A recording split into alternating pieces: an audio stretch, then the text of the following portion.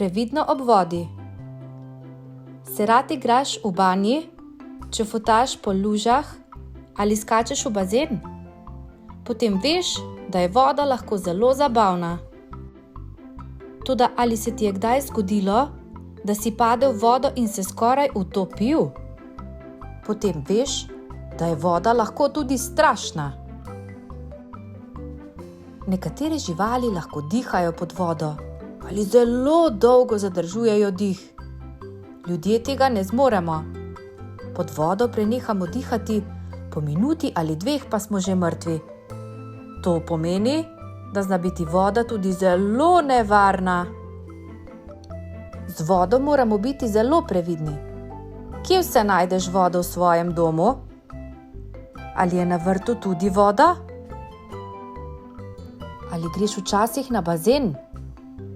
Zelo pomembno je, da se naučiš plavati, če tudi lahko traja nekaj časa. Iz tedna v teden boš boljši, potem pa lepega dne. Toda tudi, ko znaš plavati, previdnost v vodi ni nikoli odveč. Pomembno je, da misliš tudi na druge. Kaj se lahko zgodi, če skočiš na prijatelje ali jih porineš v vodo? Poleti je zelo zabavno plavati v morju. Pa je to enako kot plavati v bazenu? Morje ima veliko moč in je v nenehnem gibanju. S seboj lahko odnese različne stvari, tudi tebe. Nekatere plaže so bolj varne od drugih. Največkrat je označeno, kje se je varno kopati. Za kopalce skrbijo tudi reševalci. Ne glede na to, moraš biti previden, zato nikoli ne plavaj sam. Če pa je morje predaleč, se lahko odpraviš tudi k reki ali jezeru. Lahko loviš ribe, če fotaš ali odpluješ s čolnom. Toda vreme se lahko kaj hitro spremeni.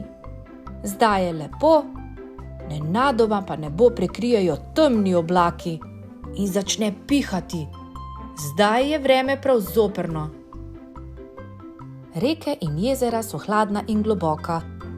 Če se zgodi nesreča in padeš v vodo, ne veš, ali boš lahko plaval.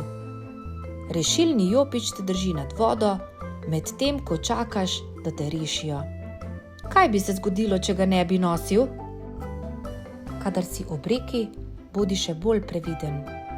Reke so velikokrat globoke in deroče.